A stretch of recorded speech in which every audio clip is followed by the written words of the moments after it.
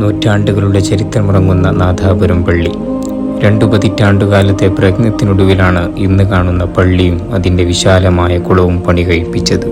തച്ചുശാസ്ത്രത്തിൻ്റെ അതിശയിപ്പിക്കുന്ന നിർമ്മാണ ചാരുത പള്ളിയുടെ ഗാംഭീര്യത്തെ ഉയർത്തിക്കാട്ടുന്നു. തച്ചുശാസ്ത്ര നിപുണനായിരുന്ന മൗലാന യാക്കൂബ് മുസ്ലിയാരുടെ നേതൃത്വത്തിലായിരുന്നു പള്ളിയുടെ നിർമ്മാണം.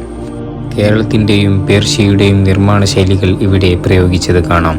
പള്ളിയുടെ അകത്തളത്തിൽ 1 മീറ്റർ ചുറ്റളവും 4 മീറ്റർ ഉയരവുമുള്ള കരിങ്കൽ തൂണുകളാണുള്ളത്. 3 തട്ടുകളിലായുള്ള പള്ളിയുടെ ഏറ്റവും മുകളിലെ തട്ട് പൂർണ്ണമായും മരത്തിൽ തീർത്തതാണ്. 1-ാം പള്ളിയുടെ അകത്തളത്തിൽ അതിമനോഹരമായ കൊത്തുപണികളും കാണാം. പള്ളിയുടെ അകത്തളങ്ങളിലേക്ക് കയറി ചെല്ലുമ്പോൾ കേൾക്കുന്ന അക്ഷരധ്വനികൾ ഒരു കാലത്തെ ദർസുകളുടെ സജീവത വിളിച്ചോതുന്നുണ്ട്. നാദാപുരത്ത് മതപ്രബോധനത്തിനെത്തിയ ആദ്യ വ്യക്തിയായിരുന്നു പൂച്ചാക്കൽ ഓർ എന്ന സൂഫി വൈദ്യൻ. ഖാലി മുഹമ്മദ് മുസ്ലിയാർ, ഖുതുബി മുഹമ്മദ് മുസ്ലിയാർ, അഹമ്മദ് ഷിറാസി,